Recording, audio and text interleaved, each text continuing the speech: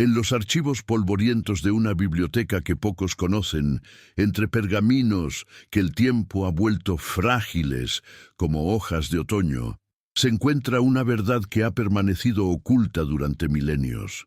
Una verdad que Baruch Spinoza, el hereje de Ámsterdam, desveló con la precisión implacable de quien no teme enfrentar los cimientos mismos de la fe. ¿Qué sucedió realmente con el Arca de la Alianza? ¿Por qué desapareció de la historia como si nunca hubiera existido, dejando tras de sí solo el eco de un misterio que la humanidad ha preferido no resolver? La respuesta a esta pregunta no es solo arqueológica o histórica. Es una revelación que desgarra el velo que durante siglos ha cubierto uno de los engaños más elaborados de la historia humana. Y Spinoza, con su mirada penetrante que traspasaba las apariencias como una espada atraviesa la seda, logró ver lo que otros prefirieron ignorar, que el arca no desapareció por casualidad, no fue robada por conquistadores, ni se perdió en el caos de las guerras. Fue ocultada deliberadamente por aquellos que comprendieron que su verdadero poder no residía en lo que contenía, sino en lo que representaba para el control de las masas. Imaginen por un momento la Jerusalén del siglo VI antes de Cristo. Los muros del templo de Salomón se alzaban hacia el cielo como dedos de piedra que pretendían tocar lo divino. En el Santo de los Santos, envuelto en una oscuridad que solo el sumo sacerdote podía penetrar una vez al año, reposaba el objeto más sagrado del pueblo hebreo. El Arca de la Alianza no era simplemente un cofre de madera recubierto de oro. Era el trono terrenal de Yahvé, el punto de encuentro entre lo humano y lo divino, el símbolo tangible de un pacto que definía la identidad misma de una nación. Pero Spinoza, ese judío excomulgado que se atrevió a aplicar la razón donde otros solo veían misterio, planteaba una pregunta inquietante. ¿Qué sucede cuando un símbolo se vuelve más poderoso que la realidad que supuestamente representa? ¿Qué ocurre cuando el objeto de la fe se convierte en el instrumento del poder? La respuesta a estas preguntas se encuentra en los días oscuros que precedieron a la destrucción del primer templo, cuando Nabucodonosor II marchaba hacia Jerusalén con la furia de Babilonia ardiendo en sus estandartes. Los sacerdotes del templo no eran simples custodios de lo sagrado. Eran, ante todo, políticos astutos que comprendían que su poder dependía de mantener viva la llama del misterio. Sabían que un pueblo que podía ver y tocar a su Dios era un pueblo que podía eventualmente cuestionarlo. Por eso, cuando las noticias de la invasión babilónica llegaron a sus oídos, no pensaron en defender el arca, pensaron en algo mucho más sutil y duradero. La harían desaparecer de tal manera que su ausencia se volviera más poderosa que su presencia. ¿No es fascinante cómo la ausencia puede ser más elocuente que la presencia? ¿Cómo el vacío puede generar más devoción que la plenitud? Los sacerdotes del templo lo comprendieron con una claridad que aún hoy nos estremece. Sabían que si el arca era capturada o destruida por los babilonios, se convertiría en evidencia de la derrota de su Dios. Pero si simplemente desaparecía, si se desvanecía en el aire como el humo del incienso, se transformaría en algo infinitamente más poderoso, una leyenda. La noche anterior a la caída de Jerusalén, mientras las antorchas babilónicas parpadeaban en el horizonte como estrellas caídas, un grupo selecto de sacerdotes y levitas llevó a cabo una operación que cambiaría el curso de la historia religiosa para siempre. No fue un robo, fue un acto de prestidigitación teológica. El Arca de la Alianza no fue trasladada a un lugar seguro, como algunos han especulado. Fue deliberadamente fragmentada, desmembrada y distribuida de tal manera que nunca más pudiera ser reconstruida como un objeto físico, pero su poder simbólico se multiplicaría exponencialmente. Los querubines de oro fueron fundidos y sus fragmentos distribuidos entre las familias sacerdotales más importantes. Las tablas de la ley fueron divididas y enterradas en lugares que solo unos pocos conocían, lugares que fueron deliberadamente olvidados con el paso de las generaciones.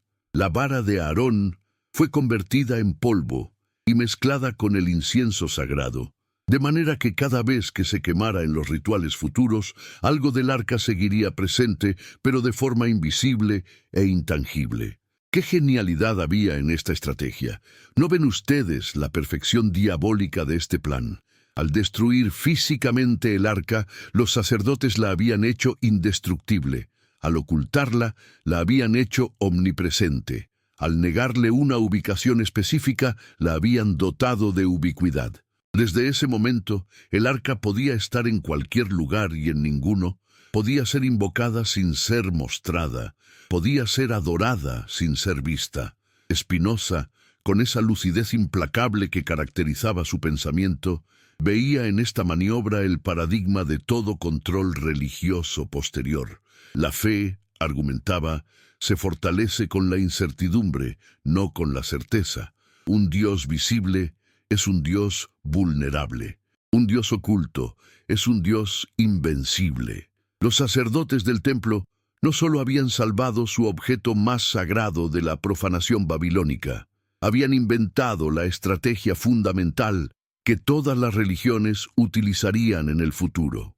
Transformar la ausencia en presencia, el vacío en plenitud, la duda en certeza. Pero la historia del ocultamiento del arca no termina en aquella noche fatídica en Jerusalén. Continúa a lo largo de los siglos, en cada templo, en cada iglesia, en cada mezquita donde los fieles se postran ante altares vacíos, ante tabernáculos que contienen solo el eco de su propia esperanza. Los sacerdotes de Jerusalén habían creado el prototipo perfecto del objeto sagrado. Uno que nunca más podría decepcionar porque nunca más podría ser examinado. Cuando los exiliados hebreos regresaron de Babilonia y reconstruyeron el templo, se encontraron con un santo de los santos vacío. ¿Qué sintieron al entrar en aquel espacio que había sido el corazón de su fe y encontrar solo aire y silencio? Los textos oficiales nos dicen que lloraron, que se lamentaron por la pérdida del objeto más sagrado de su religión. Pero Spinoza nos invita a considerar otra posibilidad, que aquellos hombres, al contemplar aquel vacío, experimentaron una revelación. Comprendieron que habían estado adorando no el contenido del arca, sino la idea del arca. No las tablas de piedra, sino el concepto de la ley.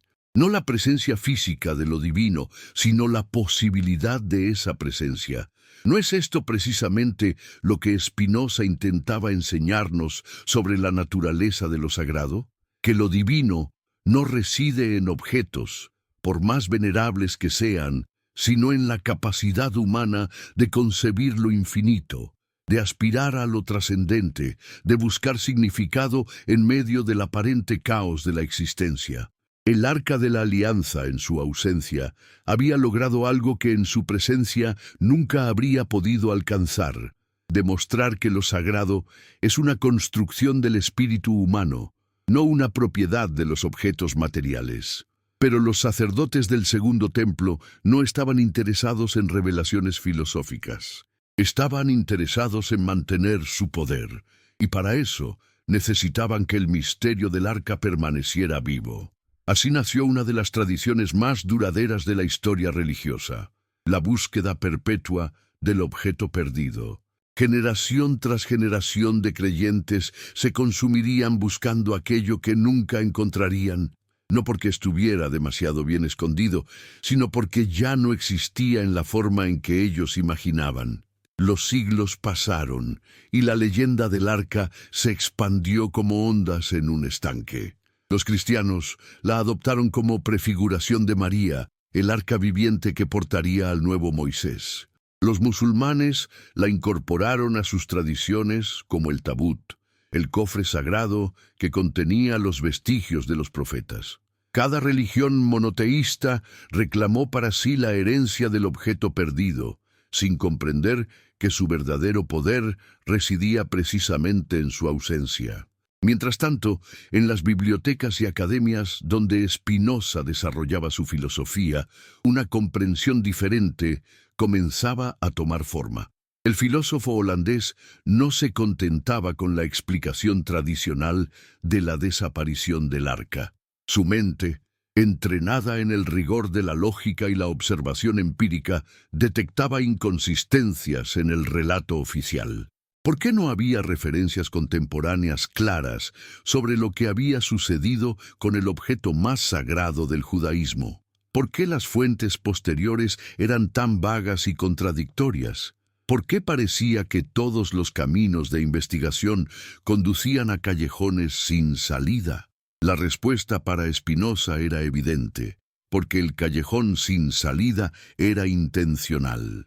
Los guardianes del misterio habían diseñado deliberadamente un laberinto sin centro, una búsqueda sin objeto, una pregunta sin respuesta. Y lo habían hecho no por crueldad o capricho, sino por una comprensión profunda de la psicología humana. Sabían que los seres humanos valoran más lo que no pueden poseer que lo que tienen al alcance de sus manos. Sabían que la esperanza es más poderosa que la realización, que la búsqueda es más emocionante que el encuentro. ¿Desde qué rincón del mundo nos acompañan ustedes en este momento de revelación? ¿Desde qué ciudad y país contemplan estas palabras que atraviesan el tiempo y el espacio para llegar hasta sus corazones? Les invito a compartir en los comentarios no solo su ubicación y la hora en que nos escuchan, sino también su reflexión sobre estas verdades que estamos desenterrando juntos. Y si estas palabras resuenan en su alma, si sienten que contienen una chispa de esa verdad que Spinoza nos legó, compártanlas con alguien cercano, con un amigo del alma, con la esperanza de que las bendiciones que nacen del conocimiento verdadero iluminen no solo su camino, sino también el de aquellos que aman. Pero sigamos profundizando en esta revelación que Spinoza nos ofrece, porque el ocultamiento del arca no fue solo un evento histórico, fue el nacimiento de un método, de una forma de ejercer el poder que se perfeccionaría a lo largo de los milenios.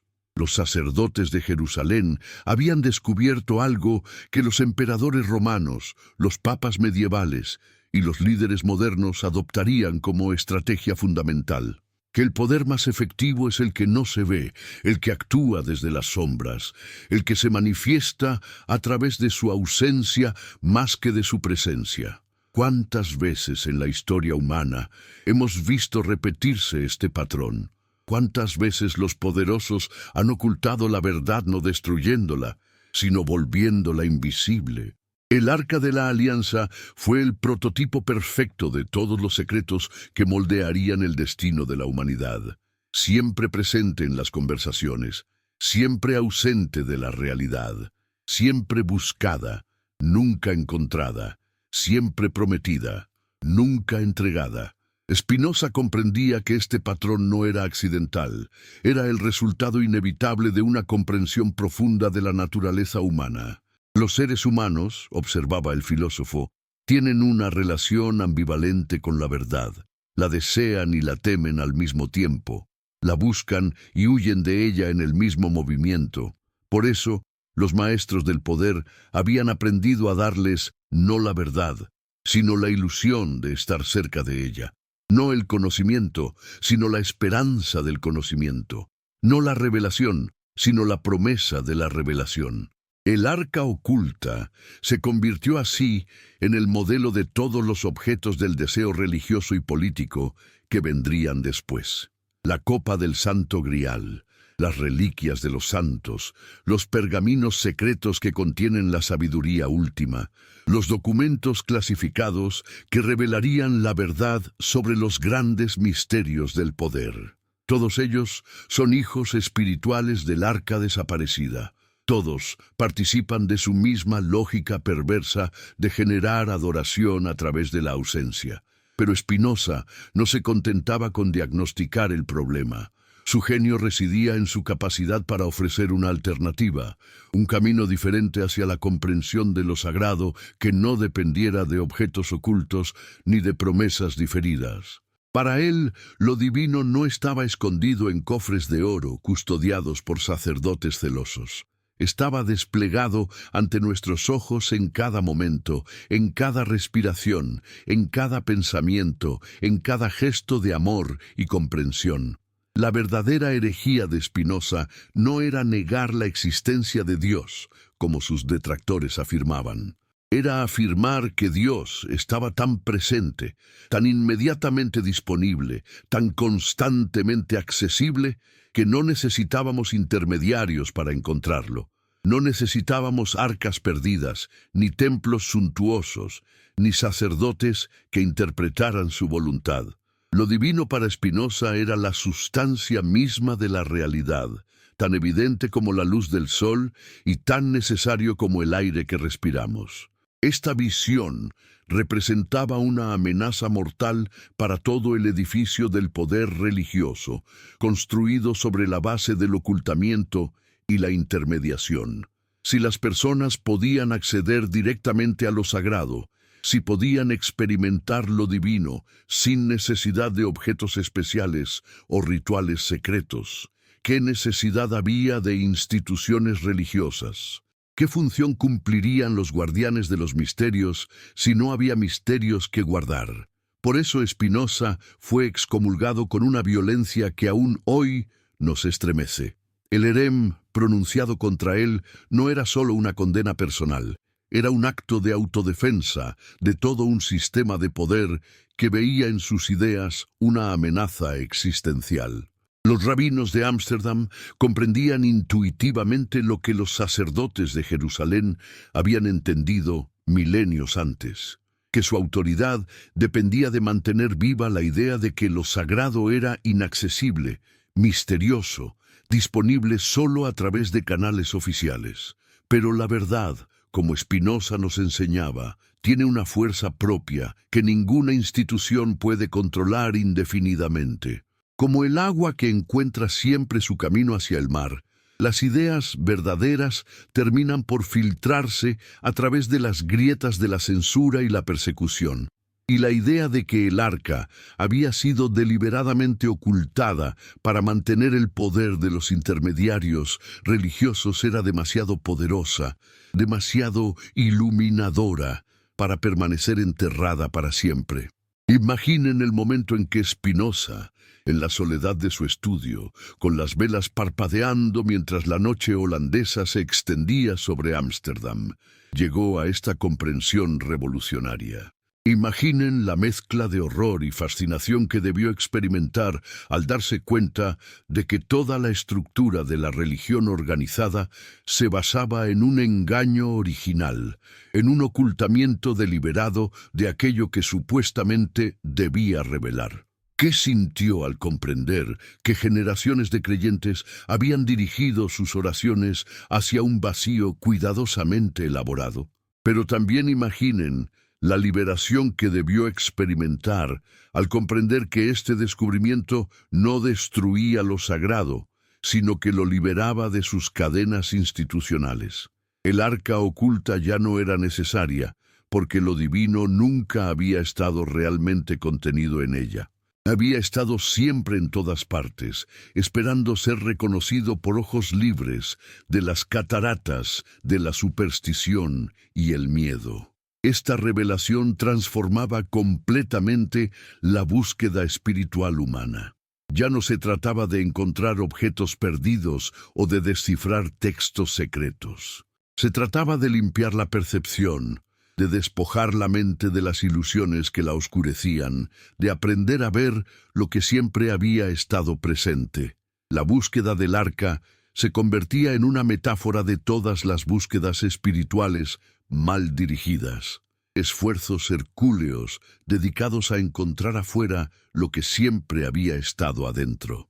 ¿No es esto lo que todas las tradiciones místicas auténticas han enseñado a lo largo de la historia? Que lo que buscamos ya lo poseemos, que aquello por lo que oramos ya nos ha sido concedido, que el objeto de nuestro deseo más profundo no está separado de nosotros, sino que constituye nuestra esencia más íntima.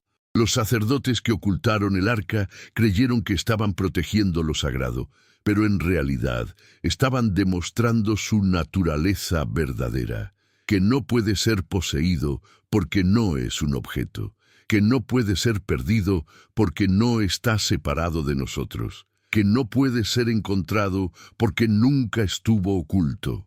Spinoza veía en la historia del arca oculta un microcosmos de toda la historia humana. Veía a la humanidad dividida entre aquellos que buscan la verdad en objetos externos y aquellos que la reconocen como la sustancia misma de su ser. Veía el conflicto eterno entre los intermediarios que viven del misterio y los buscadores que aspiran a la transparencia. Veía la tensión perpetua entre el poder que se basa en la ignorancia y la sabiduría que se fundamenta en el conocimiento directo. Pero su visión no era pesimista. Aunque reconocía la profundidad del engaño y la persistencia de la ilusión, mantenía una fe inquebrantable en la capacidad humana para despertar de sus sueños dogmáticos. Creía que cada ser humano llevaba dentro de sí la semilla de la comprensión verdadera y que esa semilla tarde o temprano terminaría por germinar. El ocultamiento del arca no era el triunfo definitivo de la mentira sobre la verdad.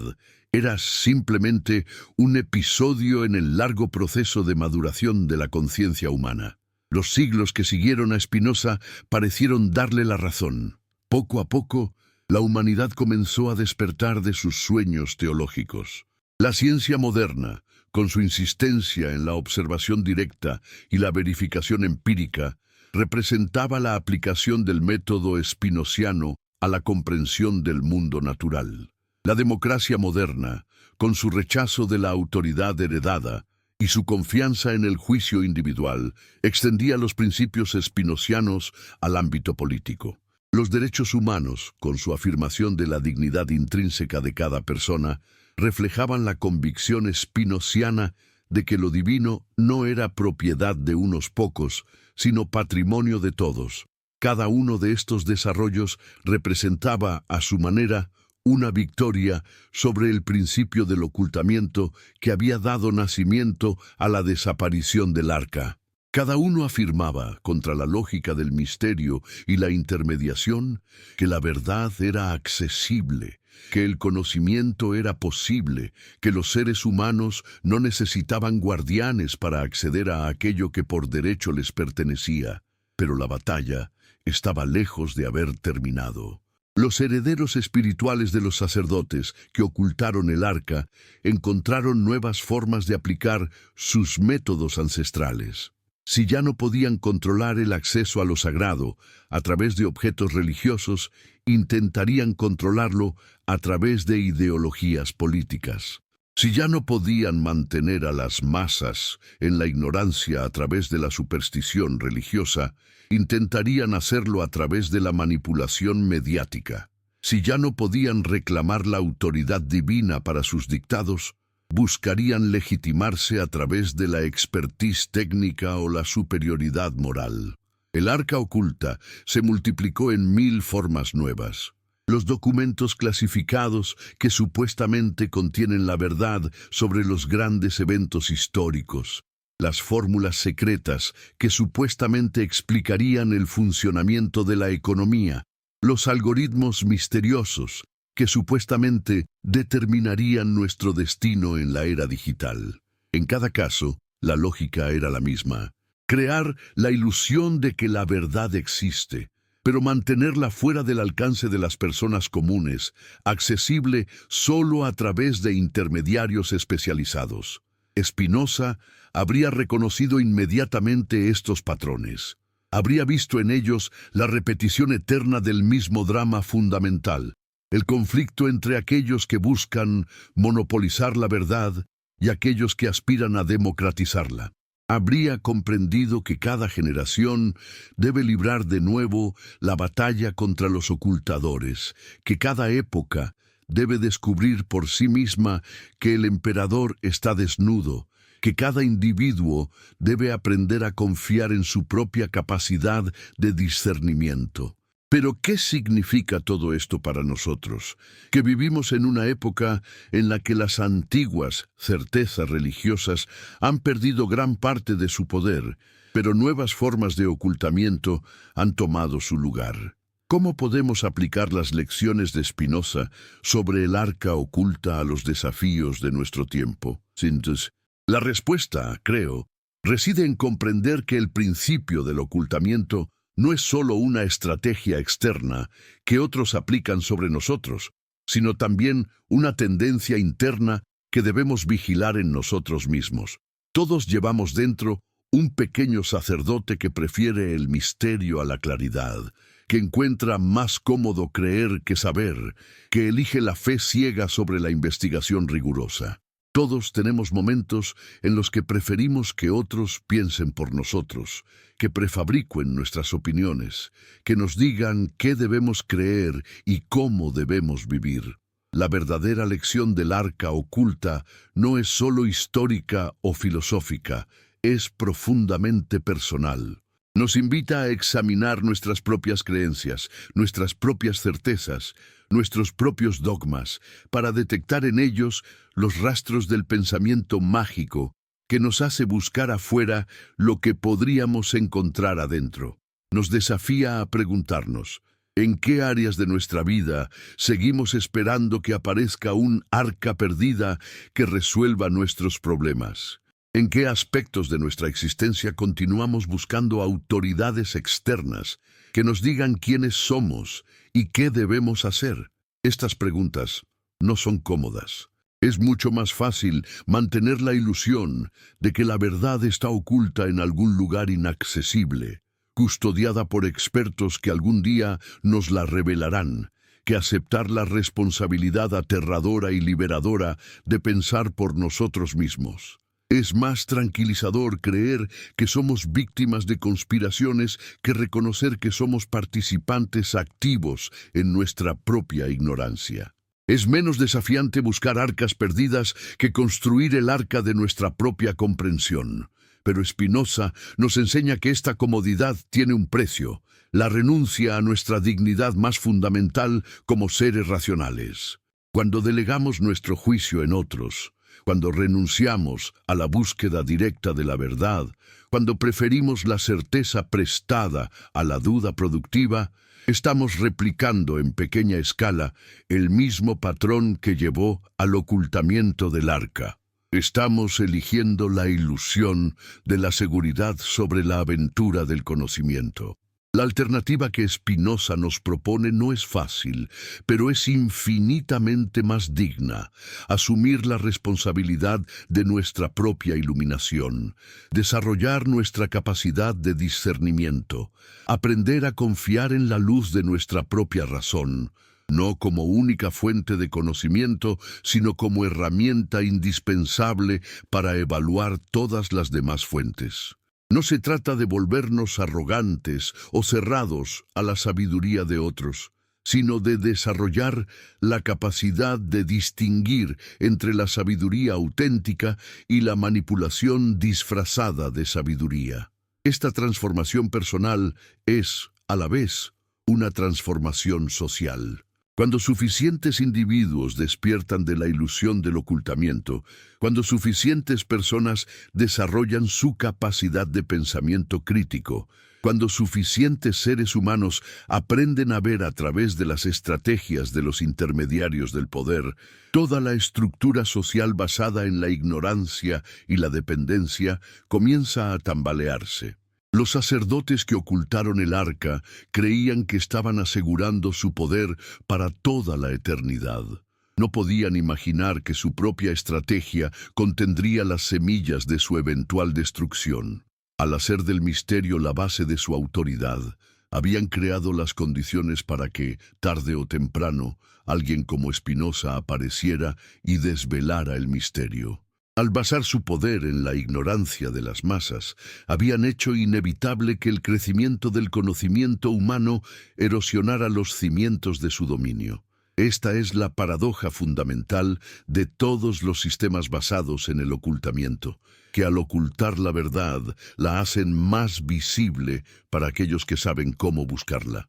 Al crear misterios artificiales, revelan involuntariamente la naturaleza de sus métodos. Al insistir en que ciertas preguntas no deben hacerse, despiertan precisamente el interés que querían suprimir. Spinoza comprendía esta paradoja mejor que nadie. Sabía que la verdad tiene una fuerza propia que ninguna institución puede contener indefinidamente.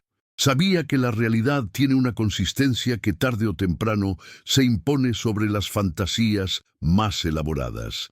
Sabía que la luz tiene una naturaleza expansiva que ninguna oscuridad puede detener para siempre. Por eso podía mantener su serenidad filosófica incluso en medio de la persecución y el ostracismo. No porque fuera insensible al sufrimiento humano o indiferente a las injusticias de su tiempo, sino porque veía estos fenómenos como episodios temporales en un proceso más amplio de despertar que no podía ser detenido. La historia del arca oculta no era para él una tragedia sin esperanza, sino el primer acto de una comedia cósmica que terminaría con el triunfo de la transparencia sobre el ocultamiento, de la razón sobre la superstición, de la libertad sobre la dominación. Esta visión optimista no era ingenua. Spinoza conocía demasiado bien la naturaleza humana para creer en transformaciones súbitas o definitivas. Sabía que el progreso hacia la iluminación sería lento, irregular, sujeto a retrocesos y desviaciones. Sabía que cada generación tendría que redescubrir por sí misma las verdades que las generaciones anteriores habían olvidado o distorsionado. Sabía que el conflicto entre los defensores del ocultamiento y los buscadores de la transparencia se reproduciría una y otra vez, en formas nuevas y más sofisticadas. Pero también sabía que cada ciclo de este conflicto llevaba a la humanidad un paso más cerca de su mayoría de edad intelectual y moral. Cada desenmascaramiento de una mentira institucionalizaba, facilitaba el desenmascaramiento de mentiras futuras. Cada generación que aprendía a ver a través de las manipulaciones de su tiempo, preparaba el terreno para que las generaciones siguientes fueran aún más perspicaces. Cada individuo que desarrollaba su capacidad de pensamiento crítico contribuía a crear un clima cultural más favorable al florecimiento de esa capacidad en otros. El arca oculta, desde esta perspectiva, ya no era solo un símbolo de opresión, sino también un símbolo de liberación. Su ocultamiento había sido el primer paso en un proceso que culminaría con la comprensión de que ningún objeto externo podía contener lo que los seres humanos buscaban más profundamente. Su desaparición física había hecho posible su aparición como metáfora, y como metáfora tenía un poder transformador que nunca había poseído como objeto material. Porque al final, ¿qué era el arca sino un espejo de oro que reflejaba las aspiraciones más elevadas del espíritu humano? ¿Qué contenía sino la promesa de que existe un orden moral en el universo, de que la justicia no es solo un sueño humano, sino una dimensión fundamental de la realidad, de que nuestras acciones tienen consecuencias que trascienden las fronteras de lo meramente personal? Estas verdades no necesitaban un contenedor de oro para ser reales, no requerían la mediación de sacerdotes para ser accesibles, no dependían de rituales secretos para ser efectivas. Estaban escritas en el corazón de cada ser humano con una tinta más indeleble que cualquier inscripción en piedra. El ocultamiento del arca había sido, paradójicamente, el primer paso hacia el reconocimiento de esta verdad más profunda. Spinoza nos invita a dar el paso siguiente: reconocer que lo que es cierto para el arca es cierto para todos los objetos de nuestra búsqueda espiritual, que la felicidad que buscamos en los placeres externos ya reside en nuestra capacidad de apreciar lo que tenemos, que la paz que esperamos encontrar en circunstancias ideales ya está disponible en nuestra habilidad de aceptar las circunstancias presentes. Que el amor que anhelamos recibir de otros ya fluye de nuestra propia fuente interna de compasión y comprensión. Esta no es una invitación al conformismo o la pasividad. Es una invitación a la acción desde la plenitud en lugar de la acción desde la carencia. Es una invitación a transformar el mundo desde la comprensión de que ya somos parte inseparable de la perfección que buscamos crear. Es una invitación a construir el futuro desde el reconocimiento de que el reino de los cielos, como Jesús enseñaba, ya está entre nosotros. Los sacerdotes que ocultaron el arca no podían imaginar que su acto de ocultamiento se convertiría en las manos de un filósofo holandés, en la clave para una forma completamente nueva de espiritualidad. Una espiritualidad basada no en la búsqueda de objetos perdidos, sino en el reconocimiento de la presencia constante de lo sagrado. Una espiritualidad que no requiere templos, porque reconoce que el universo entero es un templo. Una espiritualidad que no necesita intermediarios, porque entiende que cada ser humano es, en sí mismo, un punto de encuentro entre lo finito y lo infinito. Esta espiritualidad spinociana no es menos rigurosa que la religión tradicional. Es más rigurosa. No es menos exigente. Es más exigente.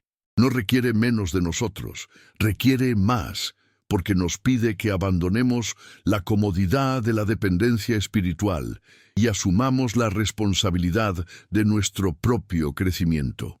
Nos pide que dejemos de buscar afuera lo que podemos desarrollar adentro. Nos pide que paremos de esperar que otros nos salven y comencemos a participar activamente en nuestra propia liberación. Pero también nos promete algo que ninguna religión basada en el ocultamiento puede ofrecer: la certeza que viene del conocimiento directo, la paz que surge de la comprensión genuina, la libertad que nace de la independencia intelectual y moral. Nos promete que podemos dejar de ser mendigos espirituales que esperan las migajas de la mesa de los intermediarios y convertirnos en participantes plenos del banquete cósmico que siempre ha estado servido ante nosotros. El arca oculta, vista desde esta perspectiva, se convierte en el símbolo perfecto de nuestra condición humana, siempre buscando afuera lo que ya poseemos adentro, siempre esperando que aparezca mañana lo que ya está disponible hoy, siempre creyendo que necesitamos permisos especiales para acceder a lo que ya es nuestro por derecho de nacimiento como seres conscientes en un universo consciente. La revelación de Spinoza sobre el ocultamiento del arca no es, por tanto, solo una lección de historia o una reflexión filosófica abstracta. Es una invitación urgente y personal a examinar nuestras propias búsquedas, a cuestionar nuestras propias dependencias, a reconocer nuestras propias capacidades. Es una llamada a despertar de los sueños de carencia que nos mantienen en un estado de búsqueda perpetua y reconocer la abundancia que ya somos y ya tenemos. Pero el viaje hacia esta comprensión no era fácil ni en el tiempo de Spinoza ni en el nuestro. Requiere el coraje de enfrentar verdades incómodas, la humildad de reconocer errores profundamente arraigados, la perseverancia de continuar buscando incluso cuando las respuestas que encontramos desafían nuestras creencias más queridas. Requiere, sobre todo, la disposición de estar solos, de pararse en nuestra propia verdad, incluso cuando todo el mundo parece estar en desacuerdo con nosotros. Esta soledad no es la soledad del aislamiento, sino la soledad de la autenticidad. Es la soledad de aquellos que han dejado de buscar la aprobación externa para sus percepciones más profundas. Es la soledad de aquellos que han aprendido a confiar en su propia luz interior, incluso cuando las luces externas se apagan o resultan ser fuegos fatuos. Es la soledad creativa de aquellos que prefieren la verdad solitaria a las mentiras confortables de la multitud. Spinoza conocía bien esta soledad. La había experimentado desde el momento de su excomunión, cuando se convirtió en un paria para la comunidad que había sido su hogar intelectual y emocional. Pero había aprendido a transformar esa soledad en una forma de libertad, esa exclusión en una forma de inclusión más amplia, ese rechazo particular en una aceptación universal.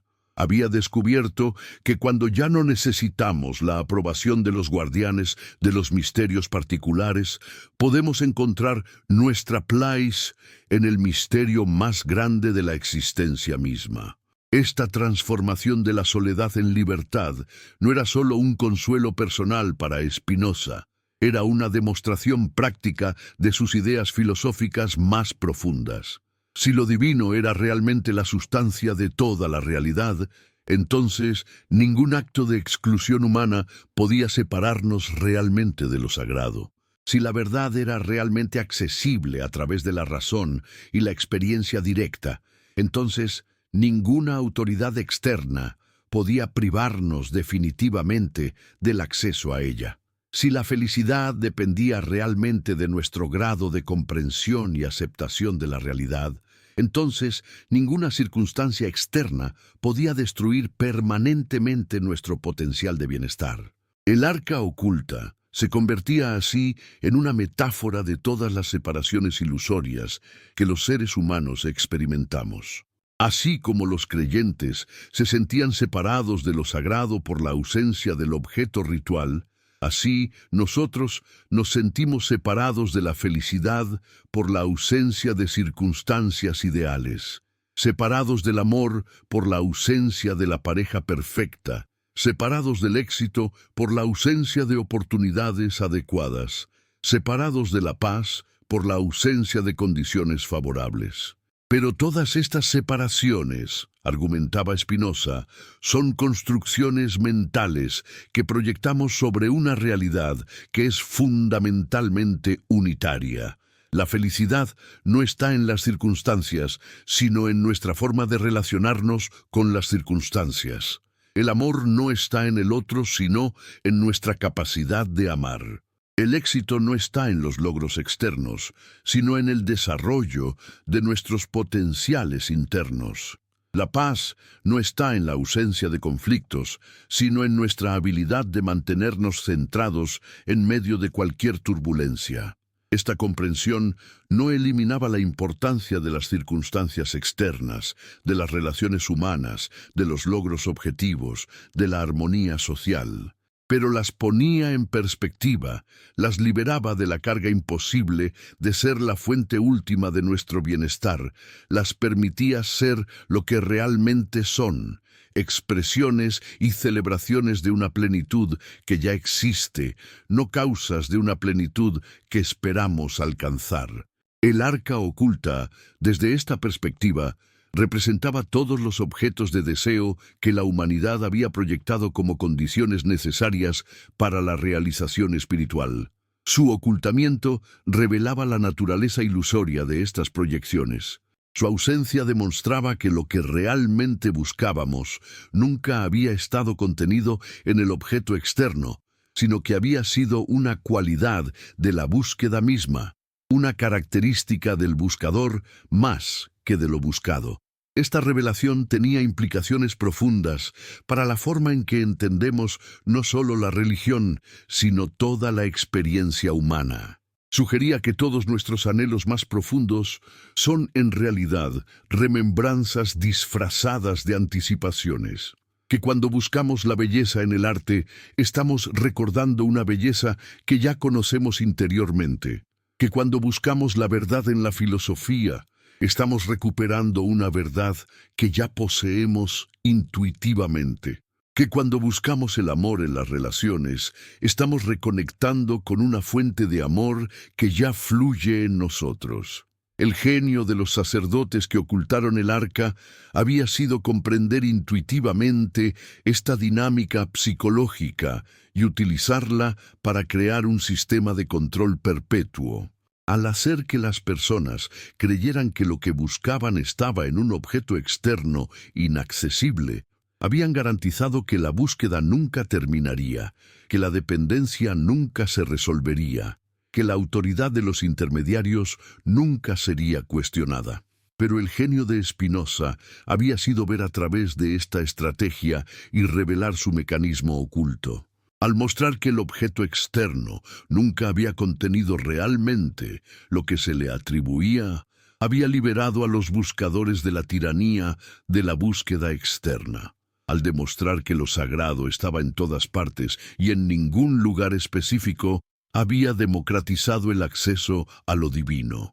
Al enseñar que la verdad era accesible a través de las capacidades naturales de la mente humana, había emancipado el pensamiento de la autoridad externa. Esta emancipación no era solo intelectual, era profundamente práctica. Cambiaba la forma en que las personas vivían, la forma en que se relacionaban entre sí, la forma en que enfrentaban los desafíos de la existencia. Ya no tenían que esperar que apareciera un arca perdida para comenzar a vivir plenamente. Ya no tenían que posponer su realización hasta que las condiciones externas fueran perfectas. Ya no tenían que buscar permisos de autoridades externas para confiar en su propia experiencia. Podían comenzar inmediatamente a explorar las dimensiones sagradas de su experiencia ordinaria. Podían empezar a reconocer las manifestaciones de lo divino en sus actividades cotidianas. Podían aprender a encontrar la trascendencia en la inmanencia, lo extraordinario en lo ordinario, lo infinito en lo finito. Esta transformación de la perspectiva no requería técnicas especiales o entrenamientos esotéricos. Requería principalmente una disposición de ver lo que siempre había estado presente, pero que habíamos aprendido a ignorar. Requería un desaprendizaje más que un aprendizaje, una simplificación más que una complicación, una apertura más que una adquisición. El arca oculta se convertía así en el símbolo de todo lo que necesitábamos desaprender para poder ver claramente. Representaba todas las complicaciones innecesarias que habíamos agregado a la experiencia simple de estar vivos, todas las mediaciones artificiales que habíamos interpuesto entre nosotros y la realidad, todas las búsquedas externas que nos habían distraído de la exploración interna. Su ocultamiento había sido, paradójicamente, el primer paso hacia su verdadero descubrimiento. No como objeto material, sino como símbolo de la búsqueda misma. No como contenedor de lo sagrado, sino como representación de nuestra aspiración hacia lo sagrado. No como meta a alcanzar, sino como metáfora de un viaje que ya estábamos realizando simplemente por el hecho de existir, como seres conscientes en un universo que se contempla a sí mismo a través de nosotros. Esta comprensión transformaba completamente el significado del famoso mandato délfico, «Conócete a ti mismo». Ya no se trataba de una introspección narcisista o de un análisis psicológico interminable. Se trataba de reconocer que en el conocimiento de nosotros mismos se revelaba la naturaleza de la realidad toda, que en la comprensión de nuestra propia conciencia se desvelaba el misterio de la conciencia cósmica, que en la exploración de nuestro propio ser se abría el acceso al ser universal. El arca oculta había cumplido finalmente su función más profunda, no como contenedor de tabletas de piedra, sino como símbolo que señalaba hacia esta comprensión revolucionaria. Los sacerdotes que la habían ocultado habían creado, sin saberlo, el catalizador perfecto para una transformación espiritual que iba mucho más allá de cualquier cosa que hubieran podido imaginar. Pero esta transformación no podía ser impuesta desde afuera ni transmitida como información conceptual. Tenía que ser descubierta personalmente por cada individuo, realizada existencialmente por cada buscador, vivida auténticamente por cada ser humano dispuesto a emprender el viaje desde la ilusión de la separación hacia la realidad de la unidad. Spinoza había mostrado el camino, había revelado el misterio, había desvelado el engaño, pero cada uno de nosotros tenía que recorrer el camino por sí mismo, realizar el misterio en su propia experiencia, liberarse del engaño a través de su propio discernimiento. Nadie podía hacerlo por nosotros, así como nadie podía respirar por nosotros, o amar por nosotros, o vivir por nosotros.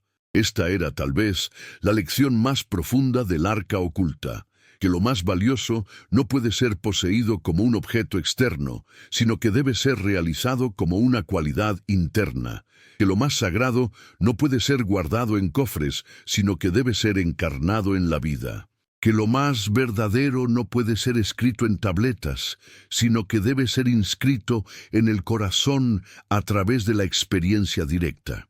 Los sacerdotes de Jerusalén habían ocultado el arca para preservar su poder sobre ella, pero al hacerlo, habían liberado su verdadero poder, que nunca había residido en el objeto material, sino en lo que el objeto representaba para la aspiración humana. Habían tratado de monopolizar lo sagrado y habían terminado por democratizarlo. Habían intentado controlar el acceso a lo divino y habían terminado por revelarlo como omnipresente y universal. Esta es la ironía cósmica que Spinoza había detectado en la historia del ocultamiento, que los esfuerzos por limitar la verdad terminan por liberarla, que los intentos de monopolizar lo sagrado terminan por universalizarlo, que las estrategias para mantener a la humanidad en la ignorancia terminan por acelerar su despertar. Porque la verdad, como Spinoza nunca se cansaba de repetir, tiene una fuerza propia que ninguna institución humana puede contener indefinidamente. Y esa fuerza se expresa no solo a través de los grandes filósofos y místicos que dedican su vida a buscarla, sino también a través de la curiosidad natural de cada ser humano, a través del impulso innato hacia la comprensión que caracteriza nuestra especie, a través de la insatisfacción profunda que sentimos cuando vivimos en la mentira y la sed de autenticidad que nos impulsa hacia la verdad. El arca oculta había despertado esa curiosidad, había activado ese impulso, había intensificado esa sed. Su ausencia había creado un vacío que solo podía ser llenado por una comprensión más profunda de la naturaleza de lo sagrado. Su misterio había generado una búsqueda que solo podía culminar en el reconocimiento de que el buscador y lo buscado nunca habían estado realmente separados. Así, paradójicamente, el ocultamiento del arca se había convertido en el mayor servicio que los sacerdotes de Jerusalén habían prestado a la evolución espiritual de la humanidad. Sin saberlo, habían puesto en movimiento un proceso que culminaría siglos más tarde en el reconocimiento de que lo divino no necesita contenedores, porque es la sustancia misma de todo lo que existe, que no requiere intermediarios, porque se manifiesta directamente a través de cada forma de conciencia, que no depende de rituales, porque está presente en cada momento de la experiencia vivida. Esta revelación final transformaba completamente nuestra comprensión, no solo del pasado, sino también del presente y del futuro. Si lo sagrado estaba realmente en todas partes, entonces cada momento era una oportunidad de encuentro con lo divino. Si la verdad era realmente accesible a través de la razón y la experiencia directa, entonces cada día era una oportunidad de crecimiento en comprensión. Si la libertad dependía realmente de nuestro grado de conocimiento de la realidad, entonces cada instante era una oportunidad de liberación. Ya no necesitábamos esperar que apareciera un arca perdida, que se revelara un secreto oculto, que llegara un salvador externo. Podíamos comenzar inmediatamente a explorar las dimensiones sagradas de nuestra experiencia presente, a desarrollar nuestra capacidad de discernimiento, a participar activamente en nuestra propia liberación. Esta era la invitación final que emergía de la revelación spinoziana sobre el arca oculta. No una invitación a una nueva búsqueda externa, sino una invitación a despertar de todas las búsquedas externas y reconocer la plenitud que ya somos, la perfección que ya habitamos, la divinidad que ya encarnamos, simplemente por el hecho de existir como expresiones conscientes de un universo que se conoce a sí mismo a través de nosotros. En esa comprensión, el arca ya no estaba oculta. Nunca había estado oculta, había estado siempre presente, siempre accesible, siempre disponible para aquellos que tenían ojos para ver y corazones para comprender. Los sacerdotes de Jerusalén habían tratado de ocultarla porque temían que si las personas la veían tal como realmente era, ya no necesitarían intermediarios para acceder a ella. Tenían razón en su temor, pero se equivocaban en su evaluación. Porque cuando las personas finalmente aprendieran a ver el arca tal como realmente era, no sería el fin de lo sagrado, sino su verdadero comienzo. No sería la destrucción de la religión, sino su purificación. No sería la eliminación de lo divino, sino su reconocimiento universal. Y en ese reconocimiento, la búsqueda del arca perdida se revelaría finalmente como lo que siempre había sido. No la búsqueda de un objeto externo, sino el proceso de despertar a una realidad que nunca había estado oculta, nunca había estado perdida, nunca había estado ausente. La búsqueda misma había sido el arca. El buscador había sido siempre aquello que buscaba. El camino hacia lo sagrado había sido, desde el principio, la presencia misma de lo sagrado manifestándose a través de la aspiración humana hacia la trascendencia. En esta revelación final, Spinoza nos había dado mucho más que una explicación histórica sobre la desaparición de un objeto antiguo. Nos había ofrecido la clave para comprender la naturaleza más profunda de toda búsqueda espiritual. La estructura fundamental de toda aspiración humana hacia lo trascendente, el secreto último de la relación entre lo finito y lo infinito, que constituye el corazón mismo de la experiencia humana. El arca ya no estaba oculta porque nunca había necesitado ser revelada. Había estado siempre aquí, en este momento, en esta respiración, en esta conciencia que lee estas palabras y reconoce en ellas el eco de una verdad que ya conocía, que siempre había conocido, que nunca podría dejar de conocer porque es la sustancia misma de lo que somos. Los sacerdotes que la ocultaron creían que la estaban protegiendo. En realidad, la estaban liberando. La estaban liberando de los límites de un objeto particular para que pudiera manifestarse como la presencia universal que siempre había sido. La estaban liberando de las restricciones de un lugar específico para que pudiera ser reconocida en todos los lugares. La estaban liberando de la dependencia de rituales particulares para que pudiera ser celebrada en cada gesto consciente de una vida auténticamente vivida. Y nosotros, que hemos recibido esta revelación a través de la claridad implacable de Spinoza, ya no necesitamos buscar más. Podemos descansar en la comprensión de que aquello que siempre hemos buscado ya lo somos, que aquello por lo que siempre hemos orado ya nos ha sido concedido, que aquello hacia lo que siempre hemos aspirado ya constituye la naturaleza más íntima de nuestro ser. El arca está aquí. Ha estado siempre aquí, estará siempre aquí.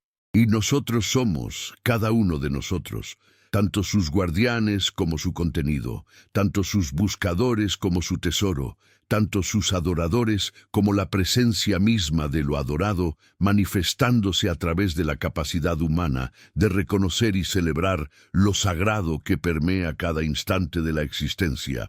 Esta es la revelación final de Spinoza sobre el arca oculta, que su ocultamiento fue el primer paso hacia su reconocimiento universal, que su desaparición fue el preludio de su omnipresencia, que su pérdida como objeto fue la condición para su realización como realidad. Los sacerdotes de Jerusalén habían ocultado un cofre de oro. Sin saberlo, habían revelado el oro que constituye la sustancia misma del universo y de todos los seres conscientes que lo habitan. En esta comprensión, toda búsqueda cesa, porque toda búsqueda se ha cumplido. No porque hayamos encontrado finalmente el objeto buscado, sino porque hemos reconocido que nunca estuvimos separados de él. El arca oculta se revela finalmente como lo que siempre fue, no un objeto perdido que debíamos encontrar, sino una presencia eterna que nunca podríamos perder porque constituye el núcleo indestructible de lo que somos. ¿Sienten cómo esta verdad resuena en lo más profundo de su ser, como un eco que reconoce su origen? Desde cualquier rincón del mundo donde estas palabras los encuentren, desde cualquier ciudad que los cobije en este momento de revelación, permitan que esta comprensión penetre no solo en su mente, sino en cada fibra de su existencia. Y si estas palabras despiertan en ustedes esa chispa de reconocimiento que Spinoza encendió hace siglos, compártanlas con alguien que amen, con la certeza de que las verdades profundas se multiplican cuando se comparten, como la llama de una vela que enciende otra sin disminuir su propia luz. Pero la historia del arca oculta no termina con el reconocimiento de su naturaleza simbólica.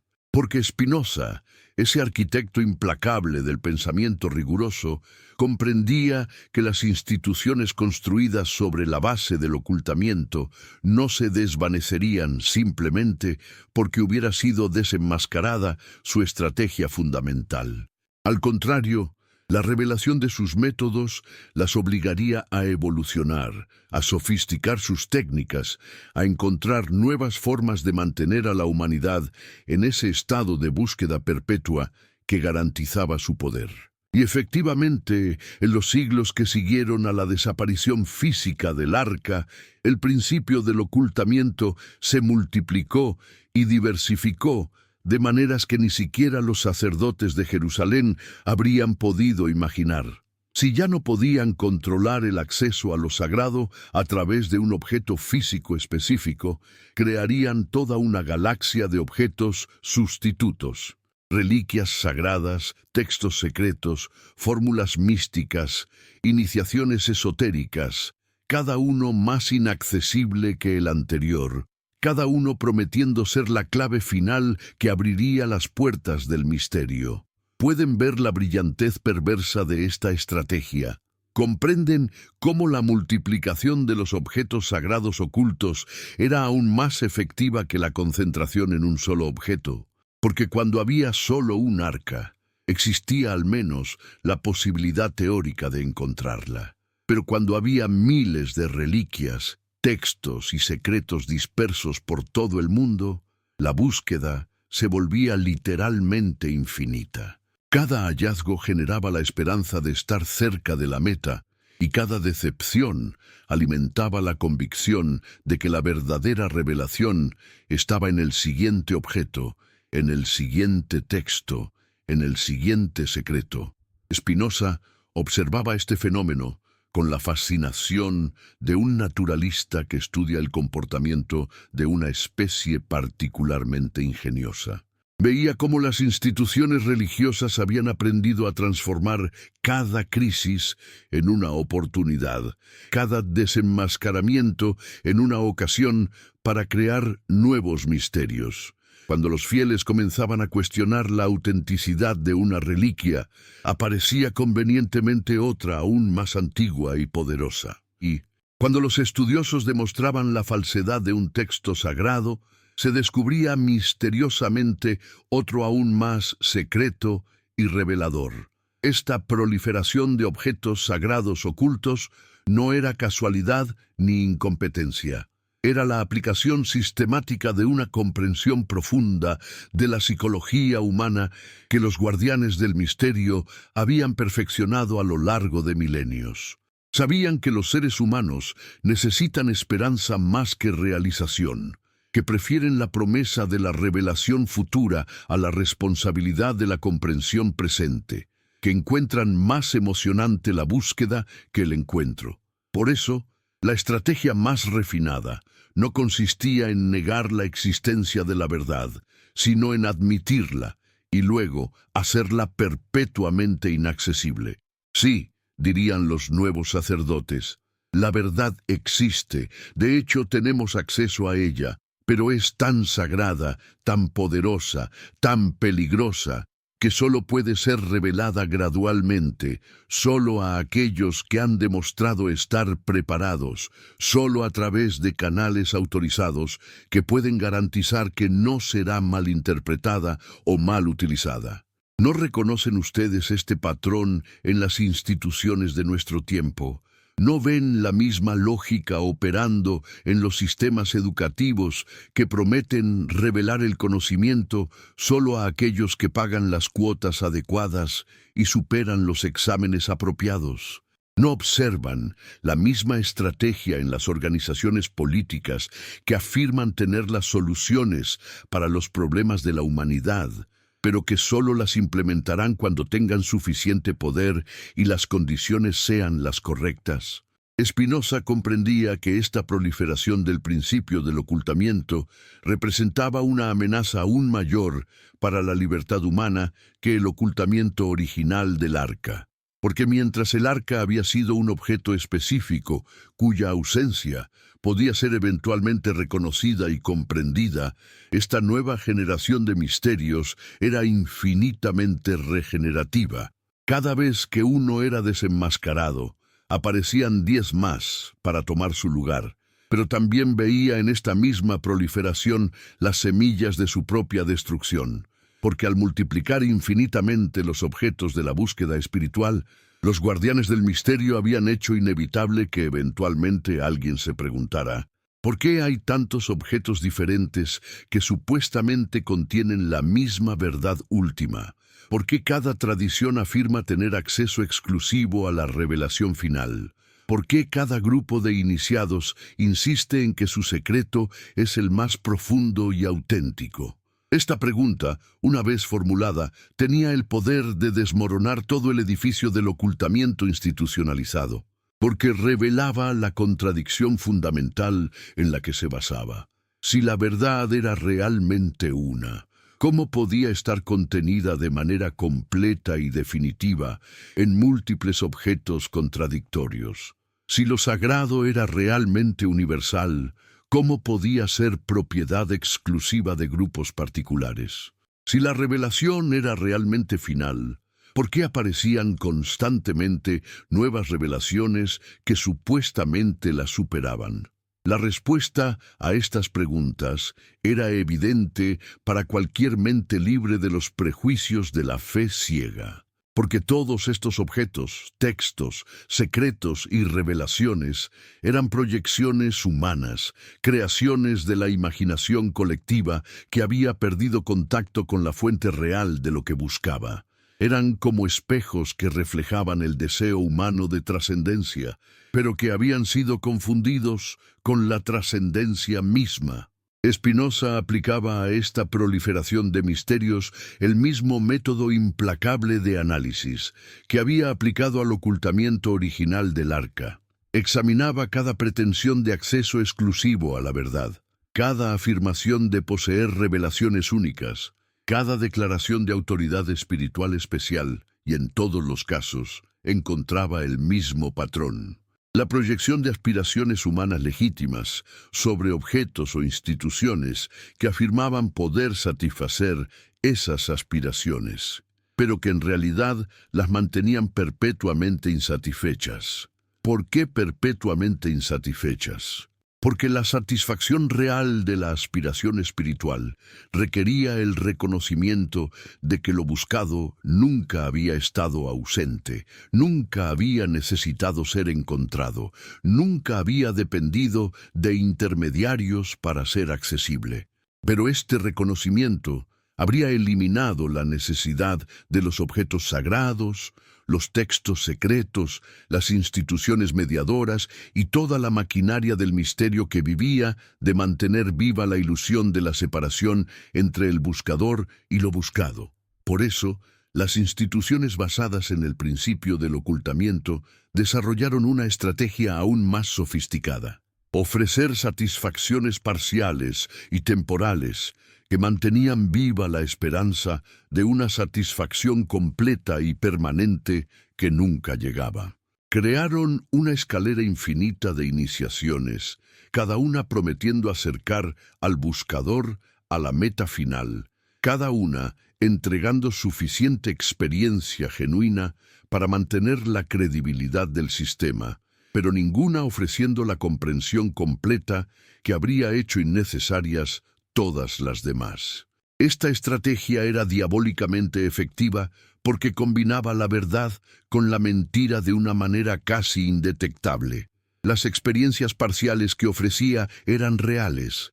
El sentido de progreso que generaba era auténtico. La comunidad de buscadores que creaba proporcionaba genuino apoyo emocional e intelectual. Pero todo esto estaba estructurado de tal manera que mantenía a los participantes en un estado de dependencia perpetua, siempre necesitando el siguiente nivel, la siguiente revelación, la siguiente iniciación. Spinoza reconocía en este sistema una forma de esclavitud más sutil, pero más perniciosa que la esclavitud física. Porque mientras el esclavo físico conocía su condición y podía aspirar a la libertad, el esclavo espiritual había sido convencido de que su dependencia era voluntaria, que su búsqueda era libre, que su sometimiento a la autoridad de los intermediarios era una elección iluminada. ¿Cómo podía liberarse de esta esclavitud disfrazada de libertad? ¿Cómo podía el buscador sincero distinguir entre la guía auténtica y la manipulación sofisticada?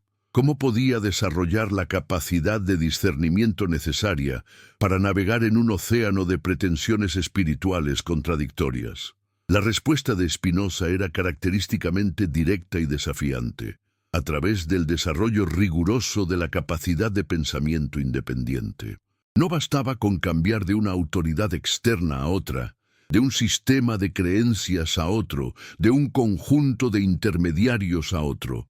Era necesario desarrollar la capacidad de evaluar por uno mismo la validez de cualquier pretensión de verdad, la autenticidad de cualquier experiencia espiritual, la legitimidad de cualquier autoridad que se presentara como guía hacia la iluminación.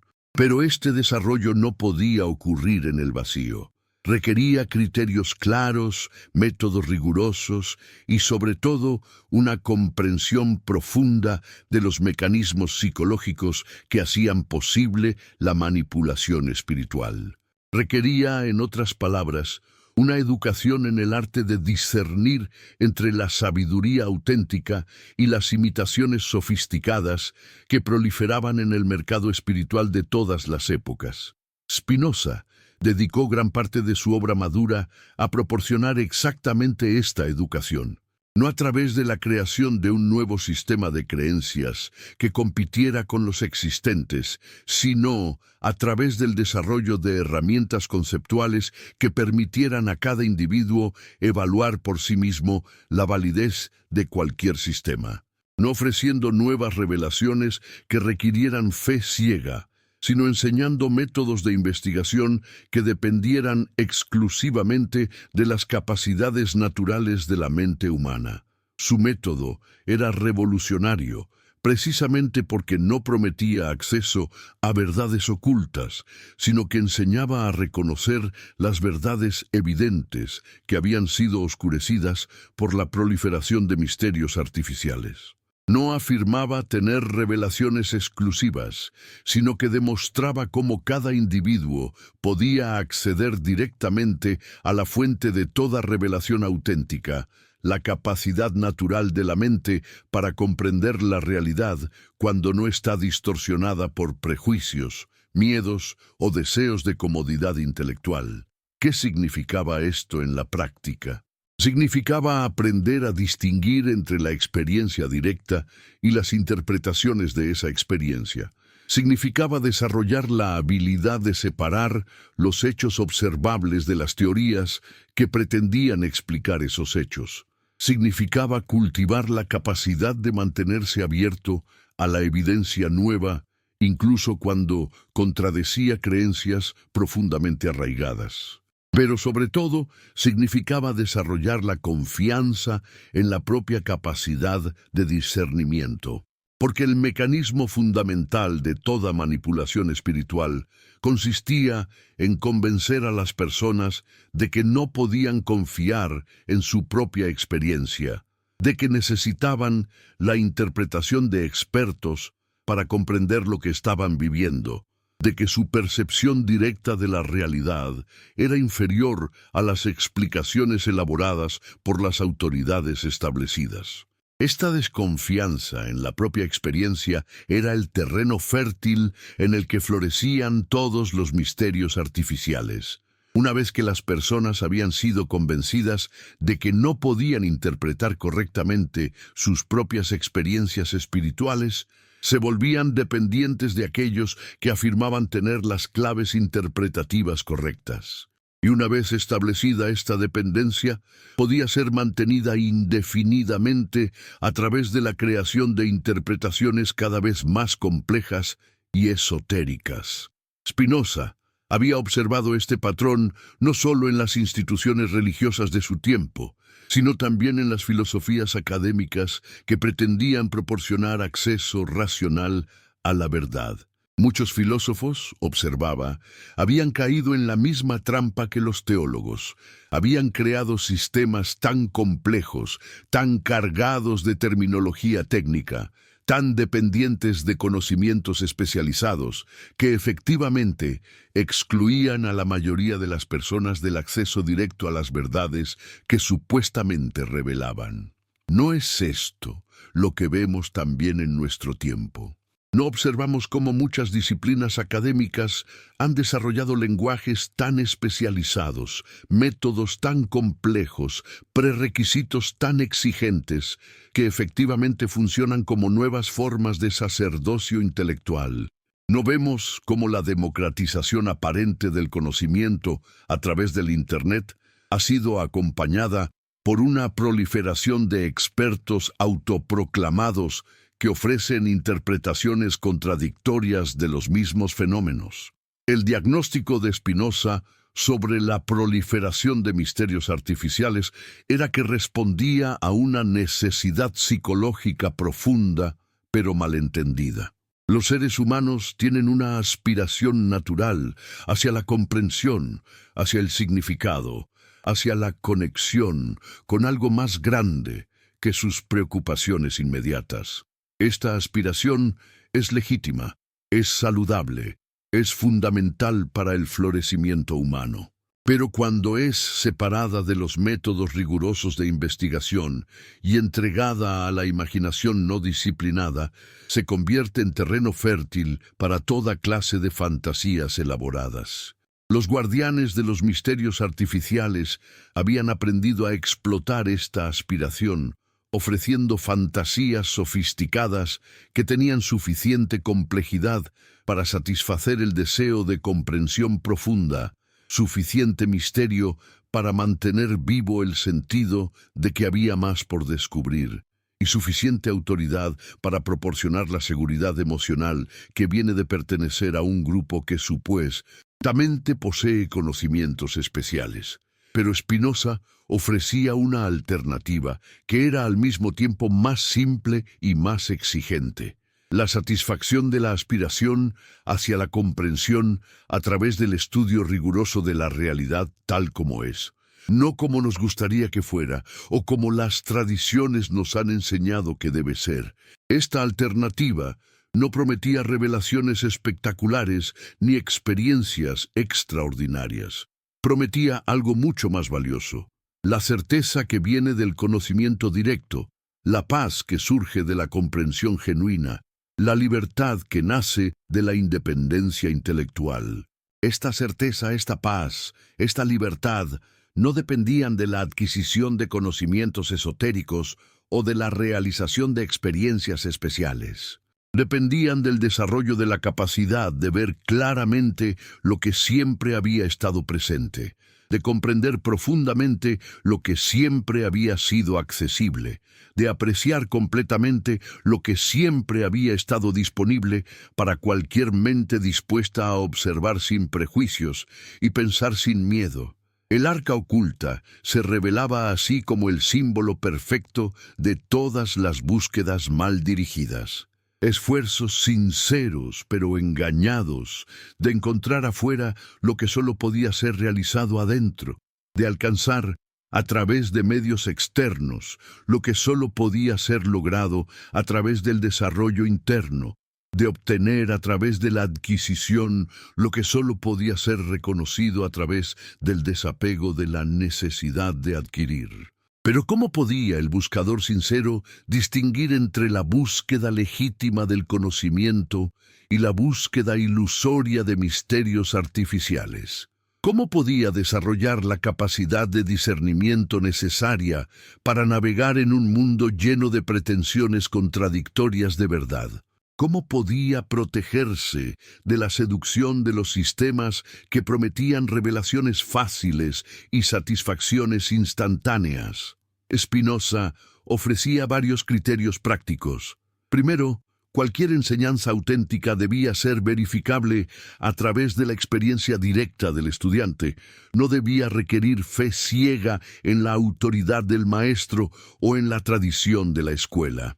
Debía poder ser sometida a prueba, examinada críticamente, confirmada o refutada a través de métodos que estuvieran al alcance de cualquier mente honesta y diligente. Segundo, cualquier enseñanza auténtica debía aumentar la capacidad de discernimiento del estudiante, no disminuirla. Debía hacer al estudiante más independiente, no más dependiente. Debía desarrollar su confianza en su propia capacidad de investigación, no erosionarla a través de la insistencia en la necesidad de intermediarios especializados. Tercero, cualquier enseñanza auténtica debía producir resultados verificables en la vida práctica del estudiante. No debía ser solo una colección de ideas interesantes o experiencias emocionantes, sino un conjunto de comprensiones que transformaran efectivamente la forma en que el estudiante se relacionaba consigo mismo, con otros y con el mundo en general. Cuarto, cualquier enseñanza auténtica debía ser internamente consistente y externamente coherente con todo el conocimiento válido disponible. No debía requerir la suspensión de la lógica o la negación de hechos bien establecidos. Debía integrarse armoniosamente con las mejores comprensiones disponibles en todos los campos del conocimiento humano. Y finalmente, cualquier enseñanza auténtica debía ser inherentemente liberadora. Debía aumentar la libertad del estudiante, no restringirla. Debía expandir sus opciones, no limitarlas. Debía desarrollar su capacidad de elección consciente, no programarlo por respuestas automáticas. Aplicando estos criterios, Spinoza pudo distinguir entre los elementos auténticos y los elementos artificiales en las tradiciones espirituales de su tiempo. Pudo separar las intuiciones genuinas de los fundadores espirituales de las elaboraciones doctrinales de sus seguidores institucionales. Pudo identificar las experiencias reales que habían dado origen a las tradiciones místicas y las interpretaciones fantásticas que habían oscurecido el significado de esas experiencias. Lo que descubrió a través de esta investigación rigurosa era que todas las tradiciones auténticas, en su núcleo esencial, señalaban hacia la misma realización fundamental. Que la separación entre el buscador y lo buscado era una ilusión creada por formas distorsionadas de percepción y pensamiento. Que lo divino no estaba separado de lo humano, sino que constituía la esencia más profunda de la humanidad. Que la felicidad no dependía de la adquisición de objetos externos, sino del reconocimiento de la plenitud que ya caracterizaba la experiencia presente cuando era vista claramente. Pero también descubrió que estas realizaciones fundamentales habían sido sistemáticamente oscurecidas por las instituciones que afirmaban representarlas. que habían sido convertidas en doctrinas que requerían fe ciega en lugar de comprensión directa, que habían sido transformadas en misterios que requerían iniciación especializada en lugar de investigación abierta, que habían sido institucionalizadas de maneras que creaban dependencia en lugar de libertad. El ocultamiento del arca había sido solo el primer episodio en esta larga historia de la institucionalización del misterio, pero había establecido el patrón que se repetiría una y otra vez. La transformación de realizaciones espirituales auténticas en sistemas de control social, la conversión de experiencias liberadoras en doctrinas opresivas, la metamorfosis de invitaciones a la independencia espiritual en exigencias de sumisión institucional. Spinoza veía este patrón no como una perversión accidental de impulsos espirituales genuinos, sino como el resultado inevitable de no comprender correctamente la naturaleza de la realización espiritual. Mientras las personas continuaran buscando afuera lo que solo podía ser encontrado adentro, mientras siguieran esperando que objetos externos satisficieran aspiraciones internas, mientras mantuvieran la ilusión de que lo sagrado estaba separado de lo ordinario, continuarían siendo vulnerables a la explotación por parte de aquellos que afirmaban tener acceso especial a lo que supuestamente estaba oculto. La solución no era encontrar mejores intermediarios o sistemas más auténticos. La solución era desarrollar la capacidad de acceso directo a la fuente de toda aspiración espiritual genuina. Era aprender a reconocer lo sagrado en la experiencia inmediata, a encontrar lo divino en lo cotidiano, a realizar lo trascendente a través de la comprensión profunda de lo inmanente. Esta capacidad no era un don especial reservado para unos pocos elegidos. Era una potencialidad natural de toda mente humana que no había sido distorsionada por la educación en formas de pensamiento que creaban separaciones artificiales. Era accesible para cualquier persona dispuesta a examinar honestamente su propia experiencia, a cuestionar rigurosamente sus propias creencias, a desarrollar sistemáticamente su propia capacidad de discernimiento.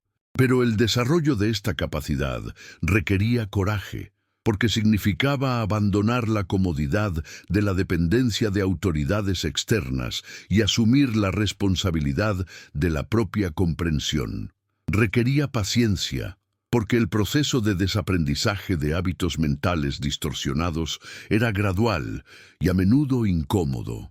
Requería humildad, porque implicaba reconocer la profundidad de las ilusiones en las que habíamos estado viviendo, y sobre todo, requería una confianza fundamental en la capacidad de la verdad para revelarse a cualquier mente que se acercara a ella con sinceridad y sin prejuicios. Esta confianza era el fundamento de toda la filosofía de Spinoza, la convicción de que la realidad es inteligible, de que la mente humana es capaz de comprenderla, de que el conocimiento verdadero es inherentemente liberador. ¿De dónde venía esta confianza? No de la fe ciega o la esperanza infundada, sino de la observación cuidadosa de cómo funcionaba efectivamente el proceso de conocimiento cuando no estaba distorsionado por miedos, deseos o prejuicios.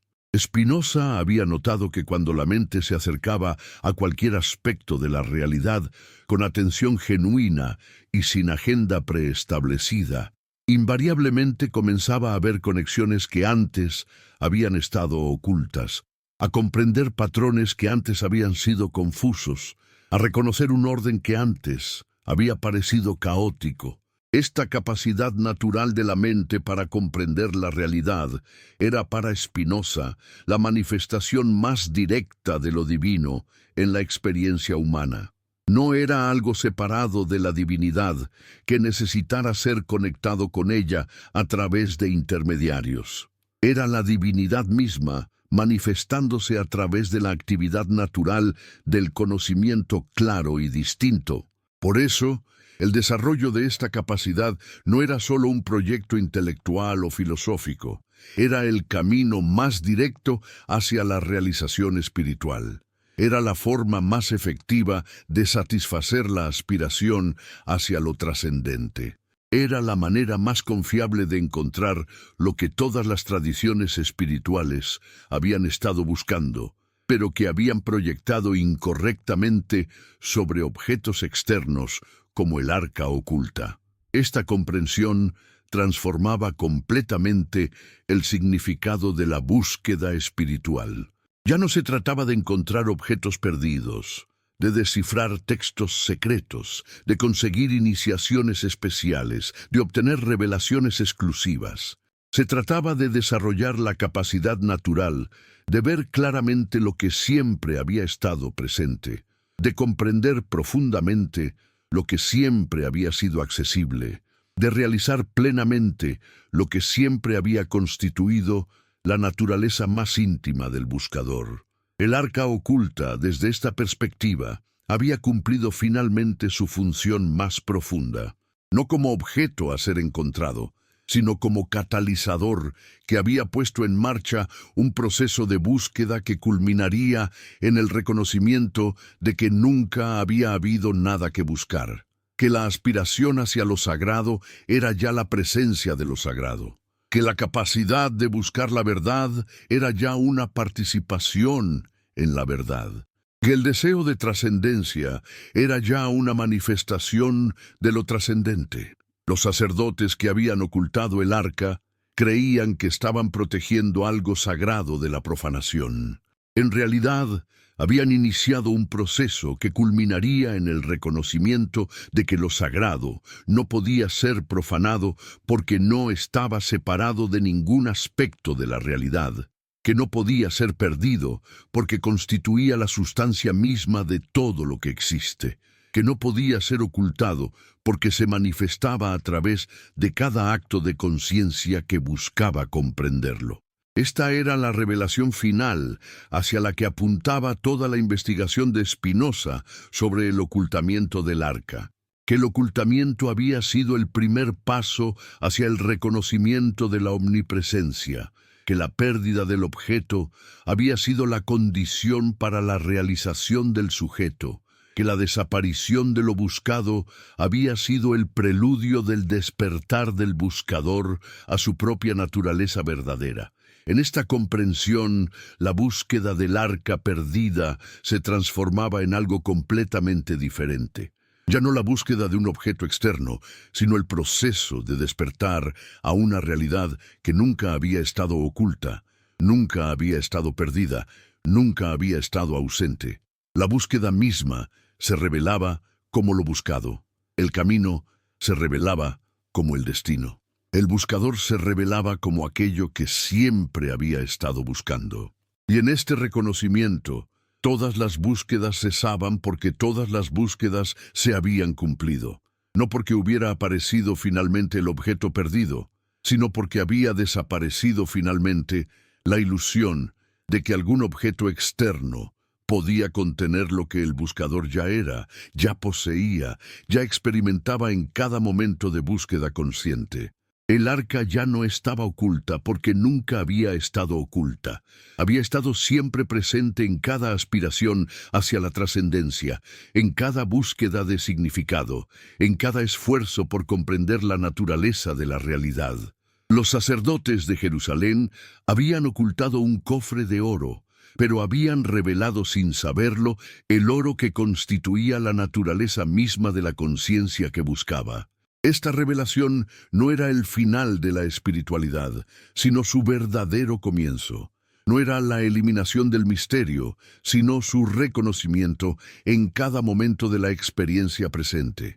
No era la destrucción de lo sagrado, sino su realización como la sustancia misma de todo lo que existe, piensa, siente y busca comprender.